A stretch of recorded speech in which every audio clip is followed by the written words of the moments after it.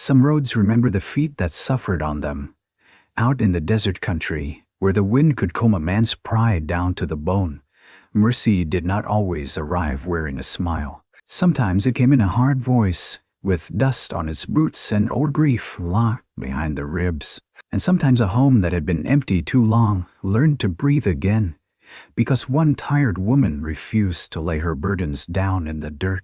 Olive Bennett was still walking when the sun lowered red over the Utah flats, one twin girl tied to her back with a faded shawl, and the other stumbling beside her with a cracked blue enamel cup clutched to her chest. The road west of Price Station ran pale and mean across the sage, 30 miles of grit, stones, and wagon ruts that had cut through the soles of Olive's shoes until every step felt like a nail driven upward. Little Mercy, the child on her back, slept in broken shivers against Olive's shoulder. Little June, walking, kept whispering, "Mama, water," though Olive had not been called Mama before that morning.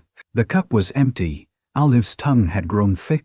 Dust sat in the corners of her eyes. Her black dress, once decent enough for travel, was gray to the knees, and the hem had torn where she had used it to bind June's blistered foot. The girls were 5 years old, small for their age, and too quiet, except when thirst pried words out of them. Ahead, beyond a line of cottonwoods, sat a ranch house crouched against the desert evening. A barn leaned dark behind it. A corral fence ran crooked along the yard. Smoke lifted from one chimney in a thin, stubborn thread. Olive did not know who lived there. She only knew the girls could not take another mile. If this story touches something tender in you, tell us where you are watching from. Leave your country in the comments, and like, share, and subscribe for more heartfelt frontier stories about courage, family, and the quiet kind of love that saves a life. The yard dog saw them first. It was a rangy yellow animal with ribs showing, and one ear split at the tip. It came barreling from under the porch, barking like judgment. June screamed and dropped the blue cup. Mercy woke with a cry against Olive's back, her small fingers catching in Olive's collar. Olive stopped because she had no strength left to run.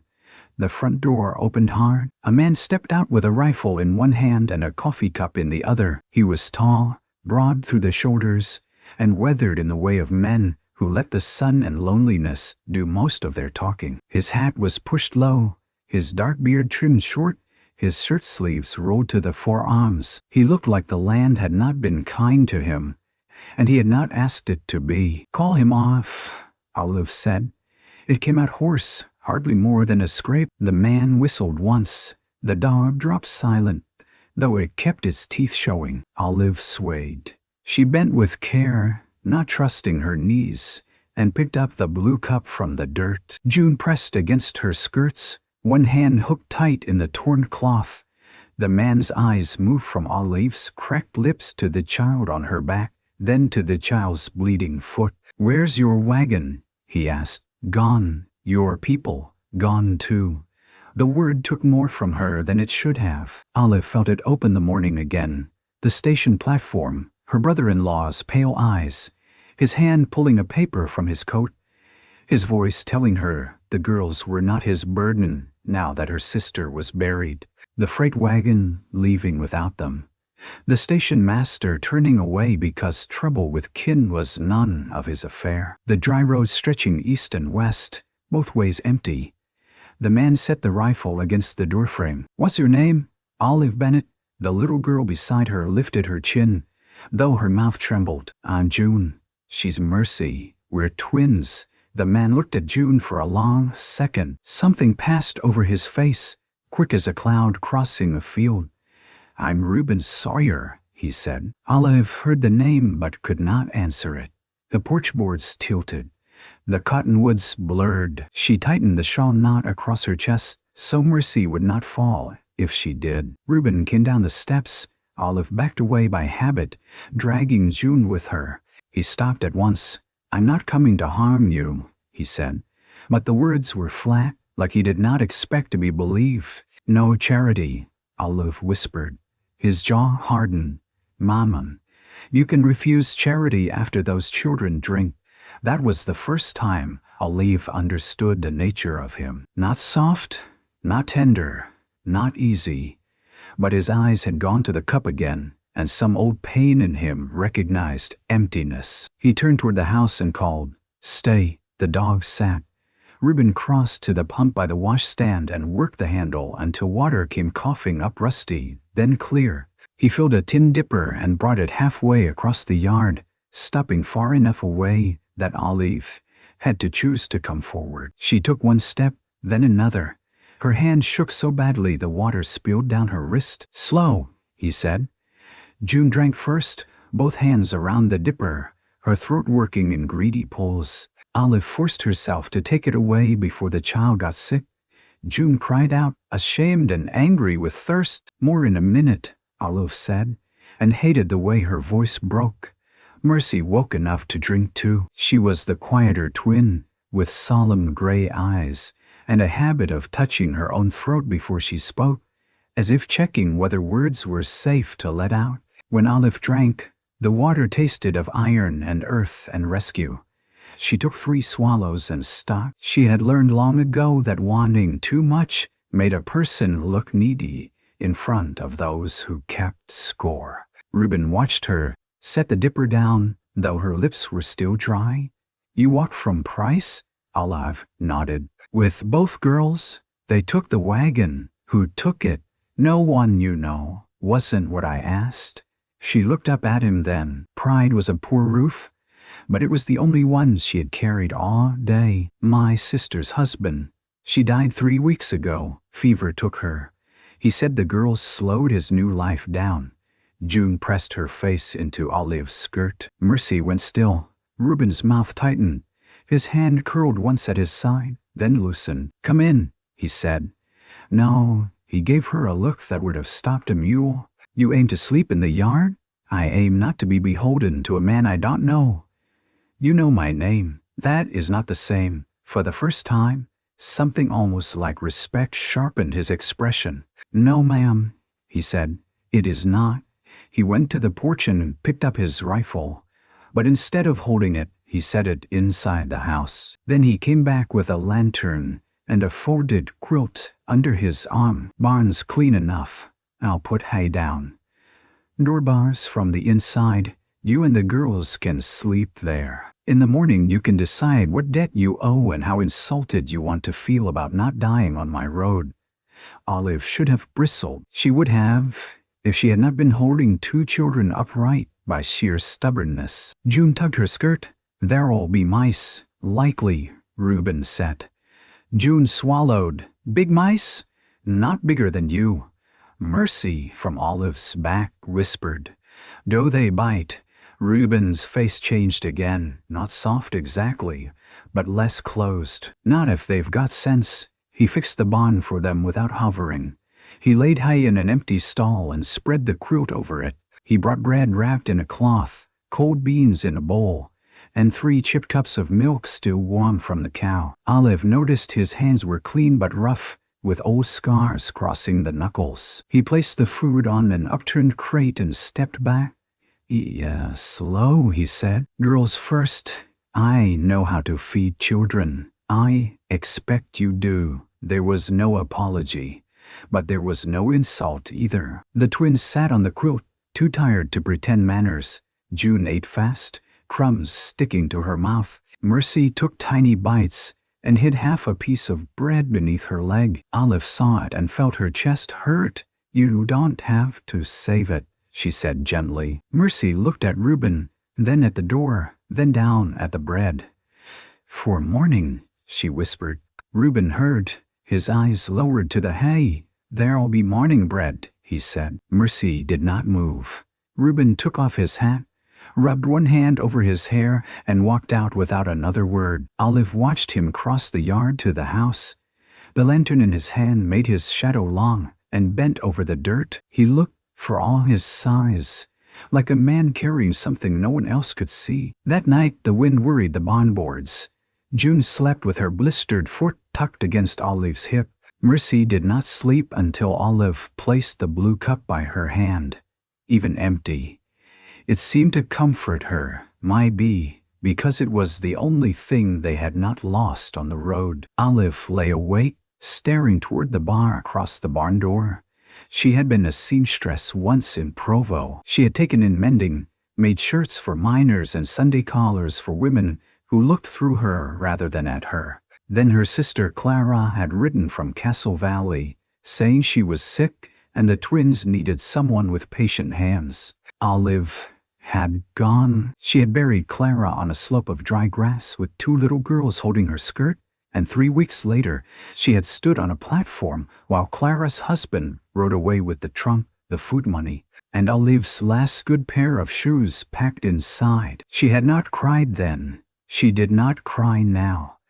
Crying wasted water. Near dawn, Mercy whimpered in a dream. Olive pulled the child closer and whispered, "I'm here." From outside the barn came the first sound of the pump handle, then Reuben's boots crossing the yard, then the low murmur of him speaking to the cow. Life starting before light, work doing what sympathy could not. When the barn door opened, Olive was already sitting up, hair pinned crooked, dignity gathered as best she could around her. Reuben stood outside the threshold with a coffee pot in one hand, and his gaze turned carefully away, as if refusing to take vantage of the poor privacy of a barn. "Morning," he said. "Morning. I've got eggs and cornmeal. Girls can eat in the kitchen." Olive lifted her chin. "I can work." "I did not ask. I am telling you."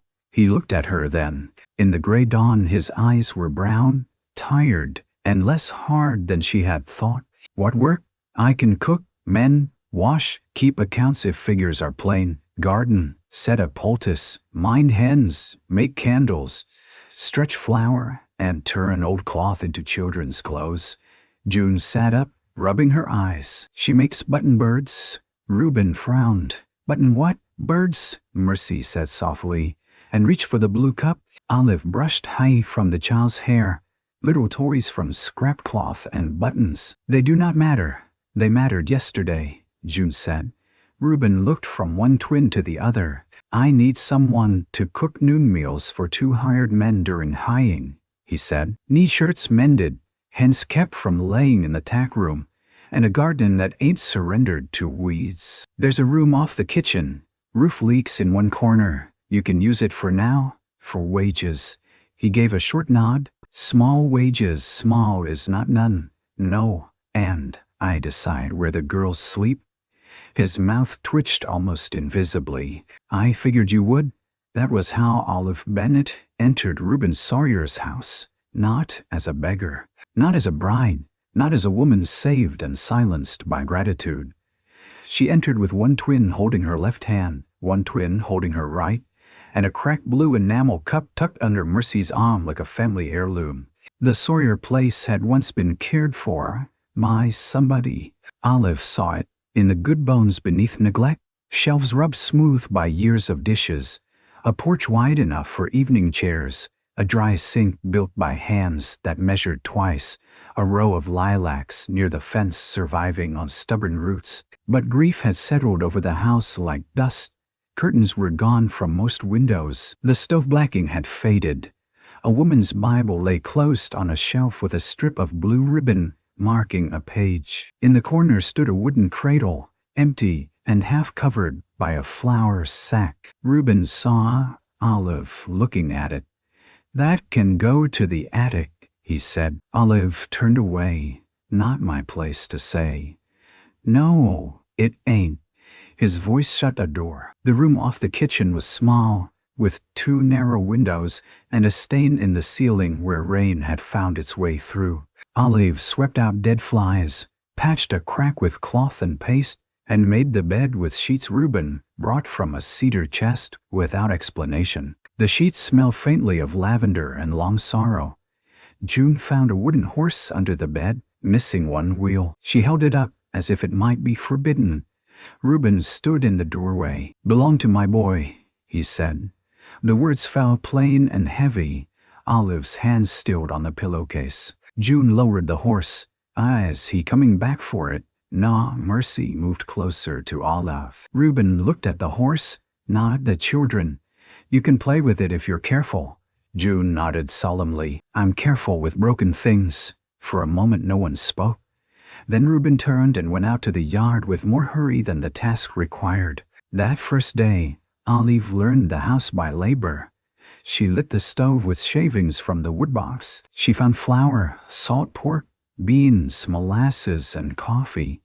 She cut mold from a heel of cheese and made biscuits that were not her best, but rose enough to shame despair. She washed the girls' faces at the pump, soaking the dirt from behind their ears while June protested, and Mercy leaned into the cloth like a tired kitten. The hired men came at noon.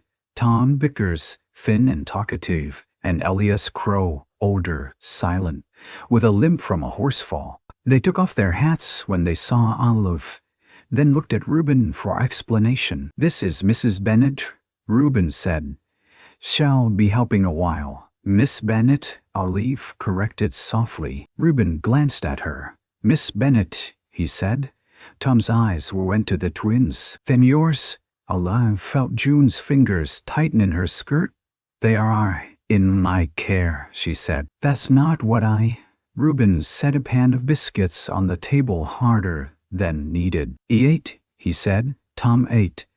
After the meal, Olive noticed Reuben had not taken the largest biscuit or the best piece of pork. He had left both near the twins' plates without comment. June noticed too. She broke the bigger biscuit in half and slid a piece across the table toward him. You're big, she said. You need some. Reuben stared at the biscuit as if it were a letter from the dead. Then he picked it up, much obliged. June smiled for the first time since the road. A small thing, a biscuit. But some houses begin again with less. Days settled into the ranch in cautious layers. Olive rose before dawn because Reuben did, and because work felt safer than waiting. She learned the hens had been laying in the high loft because the nesting boxes were foul. She cleaned them, laid fresh straw, and showed Mercy how to gather eggs with both hands. Mercy feared the red hen, a mean little creature that pecked without warning, so Olive gave her a willow switch to hold, not to strike but to feel braver. June followed Reuben at a distance whenever he worked near the corral. She had a bold mouth but a fearful body. If a horse stamped, she flinched. If a man raised his voice, she went white around the lips. Reuben seemed to notice without seeming to. He lowered his voice around her. He taught her the difference between a horse pinning its ears from irritation and one doing it from pain. He showed her how to stand by the fence instead of behind it. Animals like to know where you are, he told her. June looked at him. People too. Reuben rested his arms on the top rail. Most times, you don't. He did not answer at once. No, he said finally. I suppose I don't. That evening, Olive saw him repair the broken wheel on the wooden horse by lamplight. He left it outside the girl's door before breakfast. Mercy found it and carried it to the table. She did not thank him out loud. Instead, she set the blue cup beside his plate, filled with 3 early wildflowers from the ditch. Reuben looked at the cup for a long while. Olive pretended not to see. The work changed the house by inches. Curtains went up in the kitchen, made from an old flour sack olive, boiled white, and edged with blue thread. The woodpile, once scattered like a defeated army, stood neat beneath the lean-to after Reuben split, and Olive stacked with June, passing smaller pieces. A loose barn hinge got fixed because Mercy said the squeal sounded like a ghost with a stomachache, and Reuben, without smiling, oiled it that same afternoon. Olive mended Reuben's shirts in the evening. She found them worn at the elbows, cuffs frayed, one sleeve torn, and stitched badly by a man who had no patience for fine work. She did not ask why he owned no newer ones. Money on a ranch could be tied up in cattle, land, debt, weather, and pride. She had seen men with broad acres count beans before supper. One night she found a small shirt wrapped in brown paper at the bottom of the mending basket. It belonged to a child of perhaps 4, blue cotton with pearl buttons. A tear ran across the shoulder. Old blood had browned at the collar. Olive folded it quickly, but Reuben had come in for coffee and seen it in her lap. The room held still. I'm sorry, she said. He took the shirt from her hands, not harshly, but with care. "Wasn't your doing, nah." He stood by the stove, the shirt hanging from one hand. "My wife, Elsie, made this. Our son was named Daniel. Fever took her first. Wagon accident took him 6 months later. Wheel broke near the wash. I was in town buying hinge nails." There were more words inside him. Olive heard them and knew he would not give them. She looked at the closed Bible on the shelf, the blue ribbon marking a page that grief had perhaps never let him pass. "I had a sister named Clara," Olive said. She laughed with her whole face. "I used to resent her for it when we were girls." Reuben looked at her then. "Why?" "Because people loved her easy. I had to be useful." He absorbed that, as if it mattered. "Useful kept you alive. It is a hard habit to lay down." He folded the little shirt once, twice. "Ain't asking you to." The line was simple. It said less than it meant. It told her he had seen the way she measured every bite, every cup of milk, every minute under his roof, as if a bill might come due at any hour. Olive took the coffee pot from the stove and filled his cup.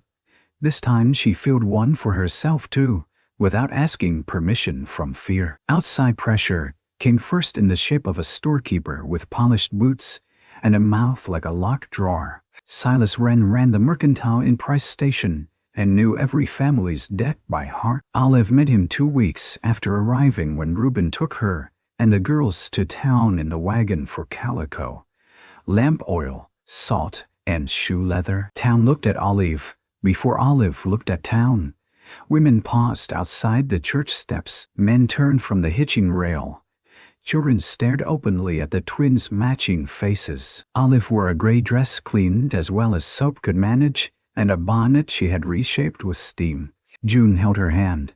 Mercy carried the blue cup wrapped in cloth inside the market basket because she did not like being far from it. Inside the mercantile, Silas Wren's eyes swept over Olive's dress and settled on her shoes. "Well now," he said, "Mr. Sawyer brings surprises." Reuben set a list on the counter. "Fill that." Silas did not touch it. "I heard a woman walked in off the desert with 2 young ones. Folks wondered if you'd taken up rescue work." Olive felt heat climb her throat. Reuben's voice did not change. "Folks can wonder why you fetch salt." Silas smiled thinly. "No offense meant. A man alone as long as you, Reuben, ought to be cautious. Strays often come with claims." June's face pinched. Mercy moved behind Olive's skirt. Olive opened her mouth, but Reuben's hand came down on the counter, flat and hard enough to rattle penny nails in a dish. "Her name is Miss Olive Bennett," he said. "The children are Zune and Mercy. You'll speak of them like Christians or you won't speak while I'm buying." The store went quiet. Even the fly at the window seemed to stop. Silas' smile drained away. "I meant nothing." "You usually do." It was not a grand defense. It was worse than grand. It was plain, public, and impossible to mistake. Olive stood very still. She had been defended before in ways that made her feel smaller, as if a man had thrown a coat over a stain. This was different. Reuben had not called her helpless. He had not claimed her. He had given her name back to the room. June looked up at him with something like awe. On the wagon ride home, Olive kept her gaze on the road. "You did not have to shame him," she said. "I did not shame him. I named what he was doing. That can cost a man credit." "I know." The horses clopped through dust. Olive turned to him. "Do you owe him?" Reuben's jaw shifted. "Some. How much is some?" "Enough, Mr. Sawyer." Reuben. The name sat between them, unexpected. Olive looked down at her hands. "Reuben, if my being here damages your standing." "My standing was poor before you put a foot in my yard." "That is not an answer." "No," he said. "But it is true." That night Olive could not sleep. She heard coyotes far off and Reuben moving in the main room after the house had gone dark. She rose, wrapped her shawl around her shoulders, and found him at the kitchen table with papers spread before him. A lamp burned low. The blue ribbon Bible sat beside the accounts, as if he had moved it to make room and then forgotten to put it back. He looked up. Something wrong? Mercy coughed. His chair scraped. Bad? Not? No. Dreaming, I think. He sat again slowly. Olive saw the numbers then. Notes due, feed bills, repair costs, a bank letter from a man named Horace Bell, requiring payment before September 1st. She should have looked away. Hunger had taught her not to be delicate with reality. You might lose the ranch, she said. Reuben leaned back. Might? Why hire me? Didn't hire you for a charity. That is not an answer either. He rubbed a hand over his face. In lamplight he looked older, not in years, but in endurance. Because this house was dying, he said. Olive's heart gave one hard beat. He looked at the papers, not at her. I could keep cattle alive, could mend fence enough, could make coffee and burn bacon, but the house, it had quit. Then June laughed at the dog for sneezing. Mercy put flowers in your crack cup and set it by my plate. You made curtains out of a flour sack. I walked in and smelled bread instead of old ashes. His mouth tightened as if he regretted the confession. I hired you because I needed work done. That's still true. But it ain't all that's true. Olive stood with one hand on the chair. She felt the old fear rise in her, the kind that warned her never to depend on warmth, because warmth could be withdrawn. I cannot be another burden, she said. You keep saying that word like children are sacks of grain. I am speaking of myself. I am speaking of myself. SOAMI. She looked at him. Reuben folded the bank letter and set it aside.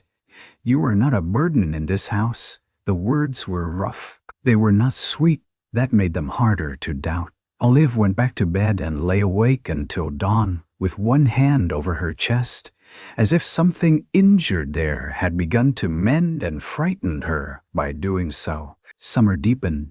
Heat pressed silver over the flats. Reuben and the hired men rode fence lines before sunup, came back with shirts darkened at the spine, and drank from the pump with water running down their wrists. Olive planted beans, onions, and lit squash in a garden patch she reclaimed from bindweed. June and Mercy each had a row. June's row was crooked and bold, seeds too close together because she feared some would be lonely. Mercy made little twig crosses at the end of hers, so the seeds would know where to come up. Olive taught them chores by patience. Gather eggs, shake rugs, rinse tin cups, fold cloth, carry kindling. She did not let them work as punishment, and that alone seemed to confuse them. Work, in Olive's care, became belonging. Reuben built a low stool so Mercy could reach the wash basin. He carved June a small wooden whistle from willow, after she admitted she hated walking to the privy at dusk because the dark stood too close. He told her to blow if she feared anything. The first night she blew it 3 times. Reuben appeared each time, hatless, carrying a lantern, never scolding. The 4th night she held the whistle but did not blow. Olive watched from the kitchen window. You'll spoil her, she said when he came in. He hung the lantern by the door. Likely, she needs courage. She's got courage. She walked 30 miles. Olive had no answer to that. Mercy's cough returned in August. At first it was a small night sound. Then it came in the morning. Then she turned away from breakfast, which scared Olive more than any cough. Mercy always ate carefully, as if food might disappear if shown too much eagerness, but she ate. That morning she pushed egg around her plate with a fork and whispered, "It hurts behind my eyes." Olive touched her forehead and found heat. Reuben saddled within 5 minutes. I'll fetch Doc Harlan, 80's 20 miles. The inn, I best ride. A storm blew in before noon. Desert storms came like arguments, sudden and full of dust.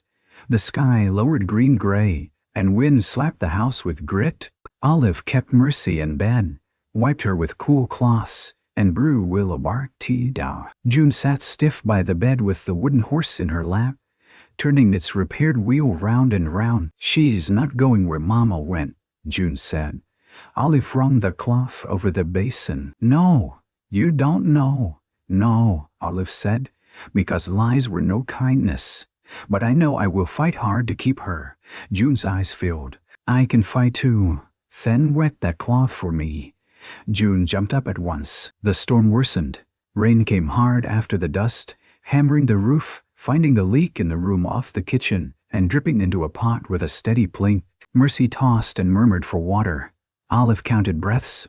June held the cup to her sister's lips with both hands, whispering, "Slow, Mercy." Like Aunt Olive says. At dusk, Reuben returned with Dr. Harlan hunched behind him on a second horse, both men soaked through. Reuben's cheek was cut where something had struck him, and his right sleeve was torn from wrist to elbow. Olive met him at the door. What happened? Bridge washout. Had to cut through Miller's ravine. You were bleeding. Child first.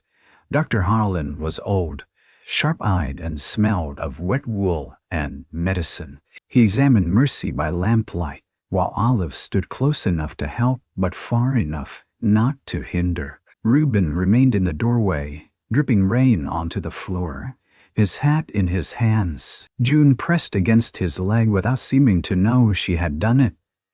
The doctor listened to Mercy's chest. Fever's high, lungs not settled yet, thank the Lord. Keep her warm, not hot. Fluids. I'll leave powders. Someone sit with her through the night. I will, Olive said. So will I, Reuben said. Olive turned. You have ridden 40 miles in storm. I can sit. The doctor glanced between them, said nothing, and began packing his bag. That night stretched long. Olive and Reuben took turns by Mercy's bed. June fell asleep on a pallet on the floor, one hand gripping the wooden whistle. Rain drummed overhead. The leak kept filling the pot. The lamp burned low and smoky. Near midnight, Mercy woke frightened, eyes glassy. Don't let him take me, she whispered. Olive bent close. Who, sweetheart? The wagon man. Olive closed her eyes. Clara's husband. Mercy had never said she remembered the moment he rode away. No one will take you. Mercy's small hand searched the blanket. Reuben stepped forward and placed the blue cup in her fingers. He must have fetched it from the kitchen without Olive noticing. Mercy held it and looked at him. You won't let the wagon go. Reuben knelt by the bed, his broad shoulders bent, his voice lower than the rain. No, he said. Not this time. It was meant for Mercy. It struck Olive too. By morning the fever broke. Reuben stood on the porch after sunrise, gray with exhaustion, watching steam rise from the wet yard. Olive came out with coffee. For once, he did not pretend not to need it. You should sit, she said. He took the cup. You should sleep. Mercy asked for broth. His eyes closed briefly. Relief, when it came to stubborn men, could look like pain. Shall men? I think so. A long silence settled. Then Olive reached up and touched the cut on his cheek with 2 fingers. She meant only to check it. He went still beneath her hand. You need bandaging, she said. I've had worse. I did not ask. His mouth almost smiled. No, ma'am. She cleaned the cut at the kitchen table while the girls slept. Reuben sat with his knees too long for the chair, hands resting open, eyes on the stove. Olive dabbed away dried blood. His skin was warm beneath the cloth.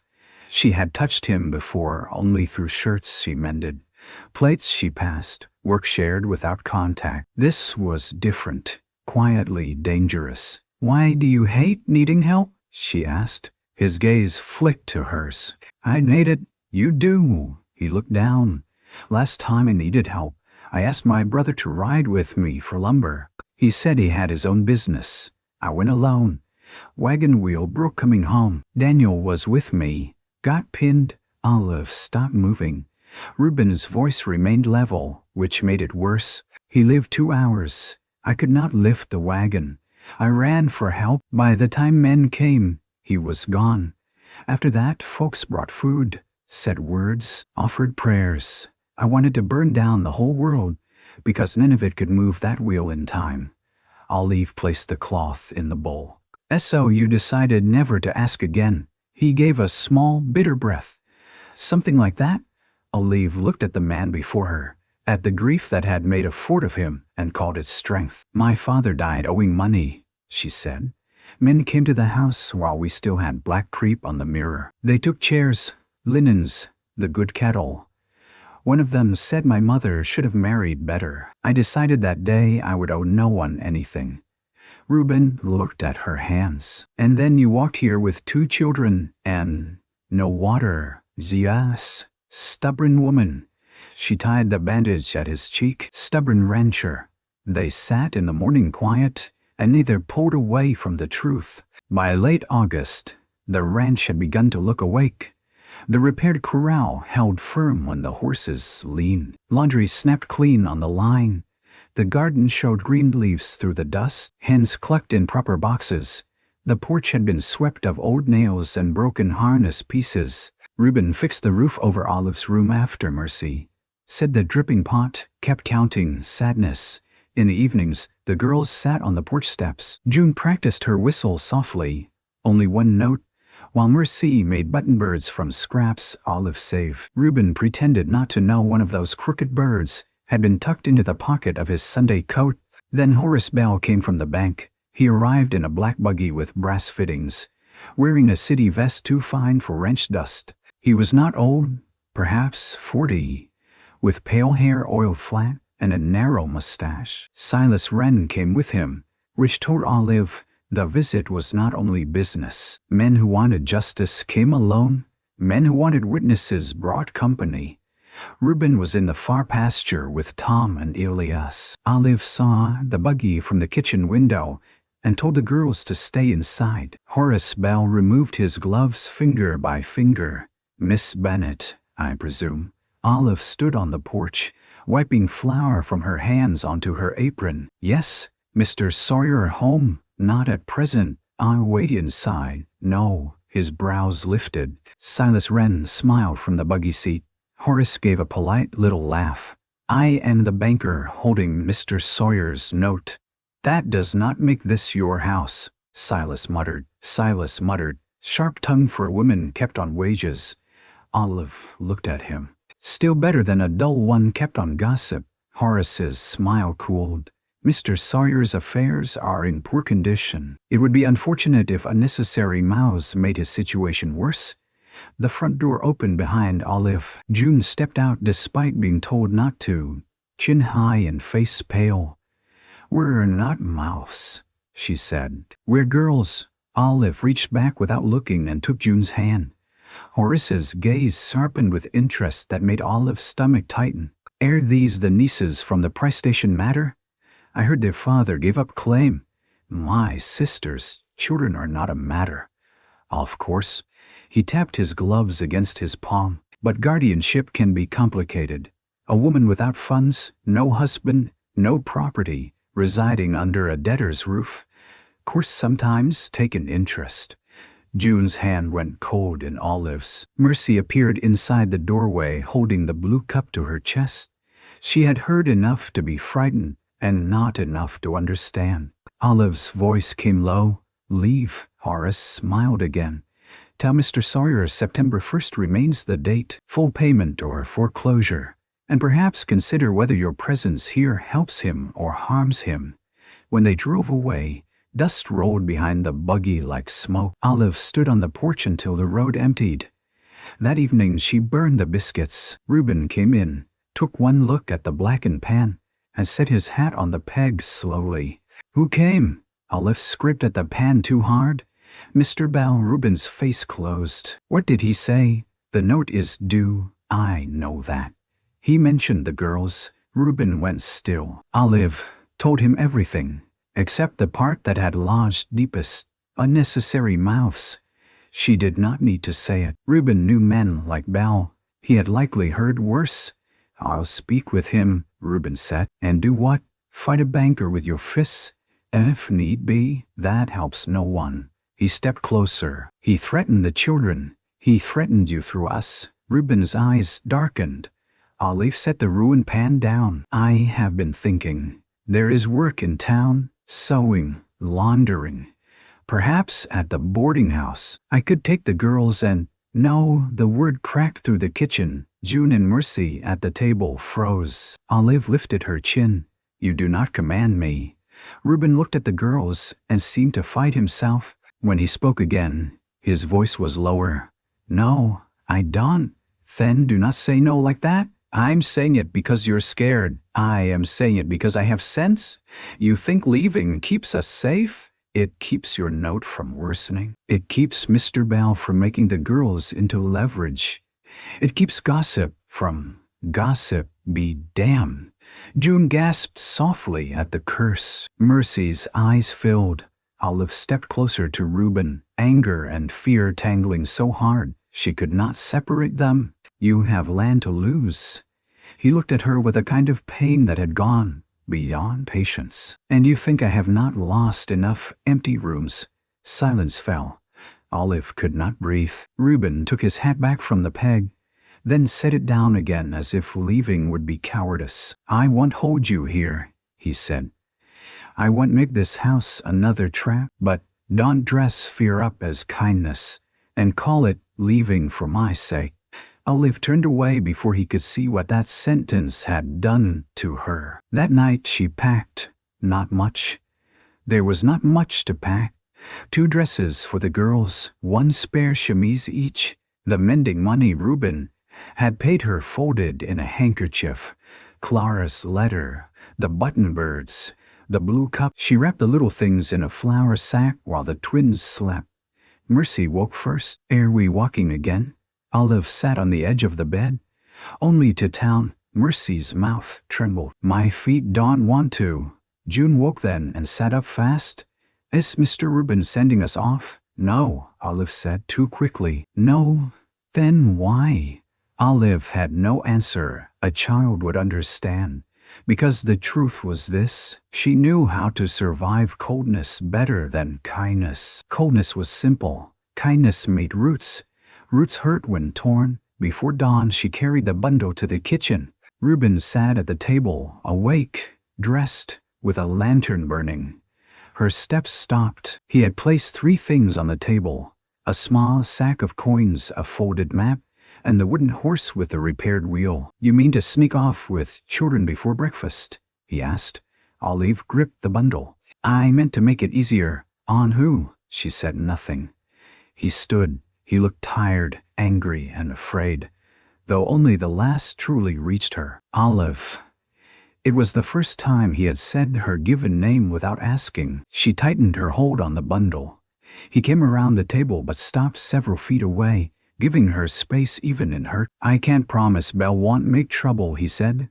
I can't promise this ranch survives September. I can't promise folks won't talk, or that winter won't be mean, or that I won't say the wrong thing when fear gets hold of me.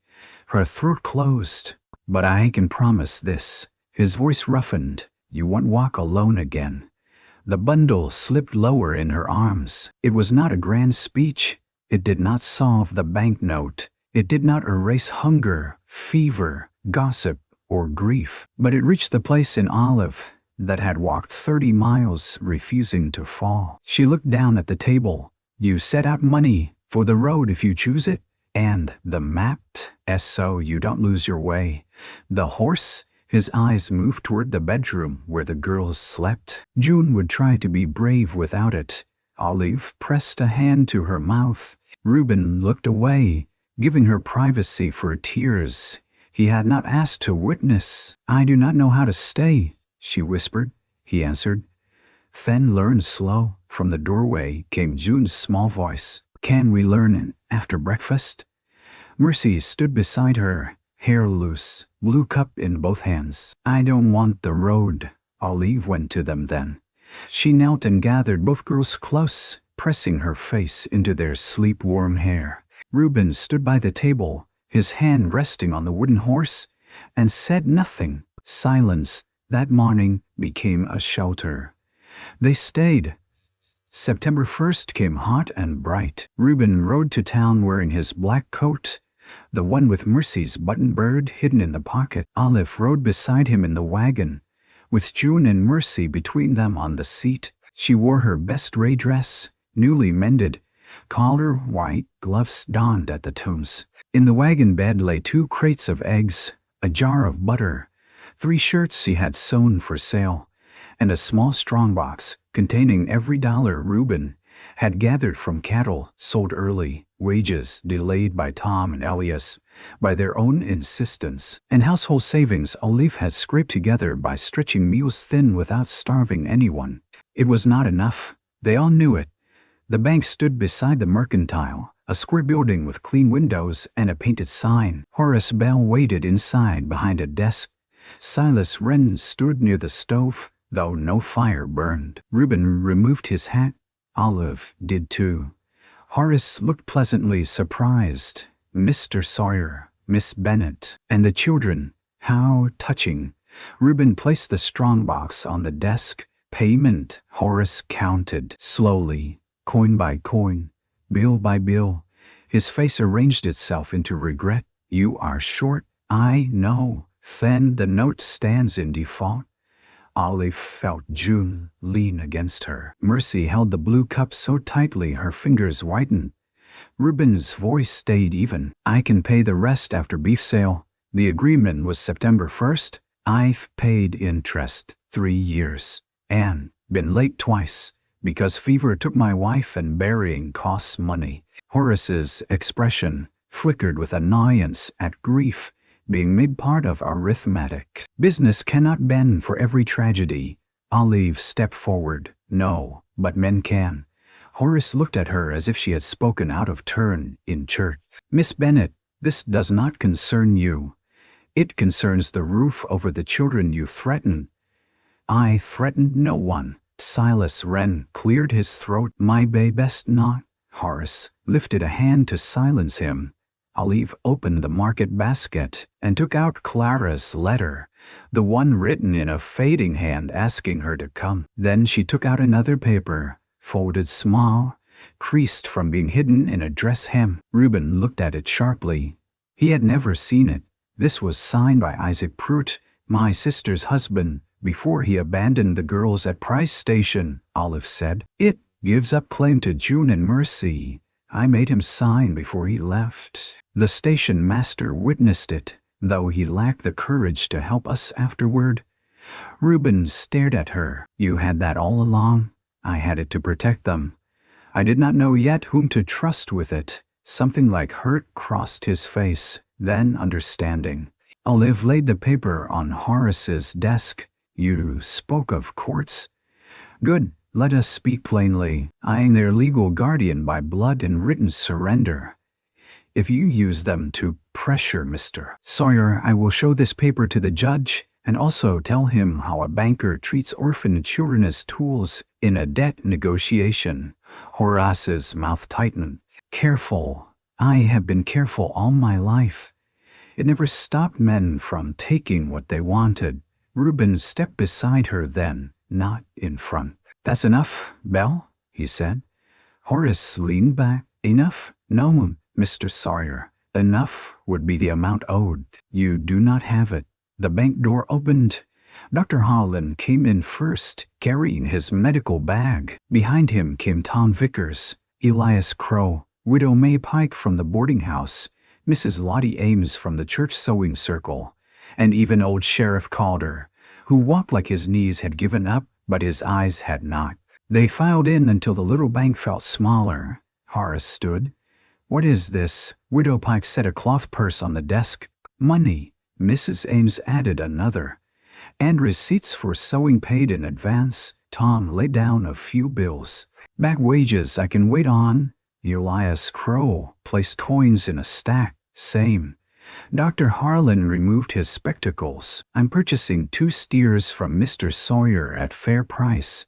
Horace looked around the room, color rising. This is irregular. Sheriff Calder spat into the coal stove. S.O. is using children to scare women. Silas Wren studied the floor. Olive looked at Reuben. He seemed stunned, almost angry in the way proud men get when mercy arrives without permission. Widow Pike sniffed. Don't look like that, Reuben Sawyer. Your wife sat with my sister when she was dying. Your boy carried kindling to my porch every Sunday. Because Elsie told him a gentleman helps widows. You think grief cancels all debts of kindness. It does not. Mrs. Ames nodded to Olive. And Miss Bennet sewed church shirts for half price, and never once asked for notice. We noticed anyway, June whispered. Aunt Olive, are we in trouble? Olive took her hand. No, sweetheart. Mercy held up the blue cup suddenly. I have 2 pennies. Olive bent toward her. You don't need to. Mercy shook her head, solemn and stubborn. She pulled 2 pennies from the cup, pennies Reuben had given her for gathering eggs without breaking any, and placed them on the desk. For the roof, she said. That undid Reuben, not visibly, not fully. But Olive saw his eyes close, saw his hand grip the edge of Horace Bell's desk until the knuckles paled. Horace counted again. His lips thinned with each coin. In the end, the amount reached what was due and a little over. Sheriff Calder said, "Receipt, Mr. Bell." Horace wrote it. His pen scratched like an insect. He stamped the paper, signed, and slid it across the desk. Reuben did not take it. He looked at Olive. She understood. Her hand trembled only a little as she picked up the receipt and read it aloud enough for the girls to hear. Pay. June made a sound that was half laugh, half sob. Mercy leaned against Reuben's leg. This time he put his hand gently on her shoulder. Outside the bank, the town no longer looked quite the same. Perhaps it had not changed. Perhaps Olive had.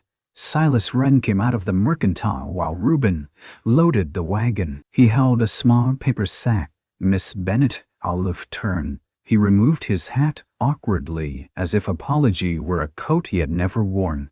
I spoke low of you, of the girls too. It was ill done. Olive waited. He held out the sack, peppermint sticks for them. June looked eager, then checked Olive's face. Mercy hid behind Reuben. Olive took the sack but did not smile. Thank you for the apology, she said. We will decide about the peppermint. Silas flushed. Fair enough. Reuben's mouth twitched. On the ride home, the girls each had half a peppermint stick after supper was promised. June licked hers until her lips shone. Mercy wrapped part of hers in paper for later, but by habit now, not fear. She unwrapped it twice just to make sure it remained. Reuben drove in silence for several miles. Then he said, You should have told me about the guardianship paper. Olive looked at the reins in his hands. Yeah, why didn't you? Because every paper I have ever trusted ended up in some man's drawer. He absorbed that. I ain't every man. No. The wagon wheels clicked over stones. I know that now, she said. His shoulders eased. At the ranch, autumn began its slow gold work. The garden gave beans enough to dry, squash enough for cellar shelves, and onions strung by the back door. Reuben built a proper bed for the girls from pine boards, low and wide, so they could sleep close without crowding. Olive's narrow room. June insisted the wooden horse needed to sleep under it. Mercy placed the blue cup on the windowsill filled with late marigolds. Olive paid back every dollar the town had contributed, not all at once, but steadily. Sewing for Mrs. Ames, butter for Widow Pike, eggs for the doctor. Reuben grumbled at first, saying kindness need not be treated like a loan. Olive answered that gratitude could have hands. He did not argue after that. Instead, he drove her deliveries in the wagon on Saturdays and waited without complaint while women invited her in. The ranch work went on. Fence posts rotted and were replaced. A colt took wire in its flank and Olive held the lantern while Reuben stitched with steady hands. Hens molted and looked offended by their own nakedness, making June laugh so hard she hiccuped. Mercy learned to pump water without soaking her shoes. The woodpile rose taller, laundry lines filled with patched shirts, children's stockings, towels, and one new blue dress Olive, made from calico, bought with her own wages. Reuben saw it hanging by the stove one evening. For you? He asked. For June and Mercy to share when one outgrows the other's patience. Looks like your color. Olive smoothed the sleeve. I do not need a new dress. No, he said. But wanting theft? She looked at him. He was holding his coffee cup, eyes on the blue cloth, as if the matter were practical and not tender. 2 days later, a length of dark green wool appeared on the kitchen table. No note, no speech, just cloth, folded square with a packet of matching thread on top. Olive found Reuben in the barn. What is this? He was cleaning harness. Looks like wool. I know what it looks like. Might make a dress. For whom? He ran a strap through his hand. I only know one woman in this house who thinks wanting is a crime. She stood there with the cloth in her arms. The barn smelled of hay, leather, horse warmth, and dust. Sunlight came through board gaps in narrow gold lines. I cannot accept gifts without turning them into accounts. Her eyes stung. He set the harness down. Olive, I am not buying you. I know. I am not paying you for kindness. I know. Then let it be cloth. Such a small sentence, such a hard lesson. She made the dress slowly, mostly at night. When it was finished, she wore it to church on a clear October Sunday. Reuben stood by the wagon when she came out, and for a moment he seemed to forget the horses, the girls, the road, everything. June grinned. Mr. Reuben, your mouth is open. He shut it. Mercy whispered to Olive, you look like the green after rain. Olive laughed, startled by the sound of herself. At church, no one called the girls strays. No one asked whether Olive was a burden. Mrs. Ames moved over so Olive could sit beside her. Widow Pike gave June a peppermint from her reticule. Sheriff Calder pretended not to enjoy Mercy's button bird, which she had made with a crooked star on its wing. After service, Horace Bell crossed the yard toward them. Reuben shifted, but Olive touched his sleeve. The banker stopped at a proper distance. Miss Bennet, Mr. Sawyer. His face was stiff. I have accepted a position in Salt Lake City. Mr. Wren will be managing certain accounts locally under new oversight. Reuben said nothing. Horace looked at Olive. I was ungenerous. Yes, Olive said. A few churchwomen pretended not to listen. Horace swallowed. I regret speaking of the children as I did. Olive glanced at June and Mercy, who stood on either side of her. Tell them, she said. Horace looked pained, but he lowered his gaze to the twins. I was wrong to frighten you. June narrowed her eyes. Are you still a banker? For now, you should practice being nicer before you get to Salt Lake. A cough went through the churchyard that sounded suspiciously like laughter. Mercy said, you can have a button bird if you're sorry. Horace blinked. Thank you. She handed him one from her pocket, missing one eye, with wings uneven. He took it as carefully as if it were glass. On the ride home, Reuben laughed. It was not loud at first, more like a sound surprised out of him. Then June laughed because he did, and Mercy because June did, and Olive because joy had entered the wagon like a runaway horse, and nobody knew how to stop it. That evening, the sun dropped behind the low hills in a wash of copper. Olive stood at the porch rail, watching the girls chase the yellow dog around the yard. The dog, who had once barked like judgment, now slept at the foot of their bed, unless banished for smelling too much, like creek mud. Reuben came out carrying 2 cups of coffee.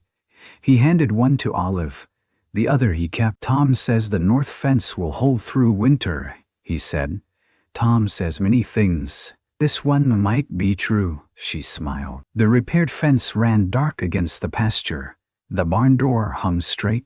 Smoke lifted from the chimney. In the kitchen, bread cooled beneath a cloth.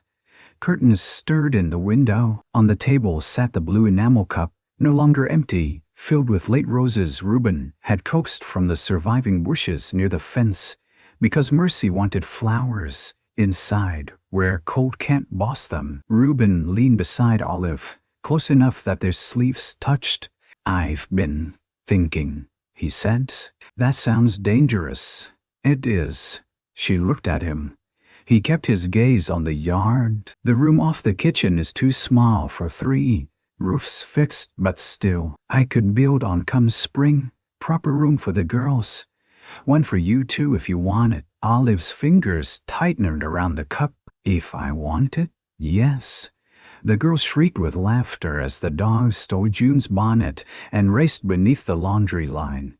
Reuben's voice lowered. I won't ask you from gratitude.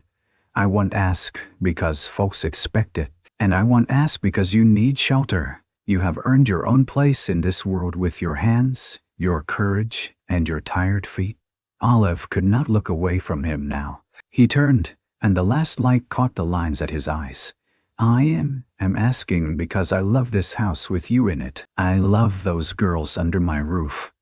And I love you, Olive Bennett, though I know love said too loud can scare a person who has had too much taken. Her breath shook. No instant confession had brought them here.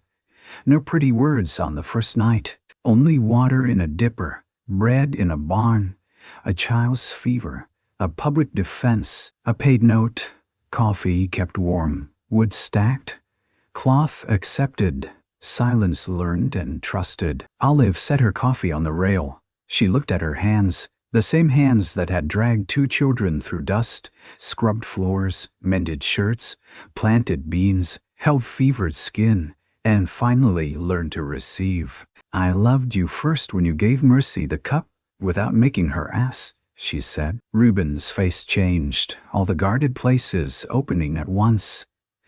I did not know that was love, he said. Neither did I. He reached for her hands slowly, giving her time to refuse. She did not. His palm closed around hers, rough and warm and careful. From the yard, June shouted, Are you holding hands? Mercy added, That means something.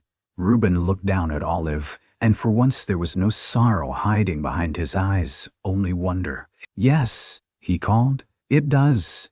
Winter came with hard mornings and blue shadows under the fence rails. Reuben built the addition sooner than spring, because he said waiting gave Cole too much confidence. Tom and Elias helped raise the frame. Sheriff Calder lent tools. Widow Pike sent a quilt with yellow squares. Mrs. Ames brought curtains sewn from real muslin, not flour sacks, though Olive kept the flour sack curtains folded in a trunk because they had been the first sign the house wanted to live. The wedding was small and held in the kitchen because snow had made the road uncertain. Olive wore the green dress. Reuben wore his black coat, and in the pocket was Mercy's button bird, now with a second eye sewn on. June stood between them with the wooden horse tucked under one arm, because she said Daniel ought to have something present. Mercy held the blue cup filled with winter berries and cedar sprigs. When the preacher asked Reuben if he would take Olive as his wife, his answer was quiet but steady. I will. When he asked Olive, she looked at the girls first, then at the man who had not let her walk alone again. I will. No thunder broke. No miracles split the sky. The stove clicked softly. Bread warmed on the back shelf. Snow pressed white against the windows. The dog sighed in his sleep beneath the table. That was enough. Years later, folks in that Utah valley still told of the day Olive Bennett came walking 30 miles with twin girls and an empty blue cup. Some told it like Reuben Sawyer saved her. Those who knew the whole of it told the truth better. He gave water, yes, and shelter, and his name in public when gossip sharpened its teeth. But Olive brought life back to a house that had forgotten the sound of children. She taught a stubborn rancher that grief was not faithfulness, and he taught her that help did not always come with a chain. In the end, the Sawyer place became easy to recognize from the road. It was the ranch with the straight fence, the bright curtains, the stacked wood, the garden beds sleeping under straw, and two girls racing the dog past the barn, while supper smoke climbed into the evening. Inside, coffee waited on the stove, roses dried above the window, and an old cracked blue enamel cup sat on the center of the table, filled not with thirst anymore, but with whatever small flowers the season allowed. And on quiet nights, when the desert wind moved over the boards, and the children slept safe under quilts, Olive and Reuben would sit on the porch shoulder to shoulder, watching the last light fade from the hills, knowing that love had not found them in a grand promise, but in the simple mercy of never letting one another suffer alone again.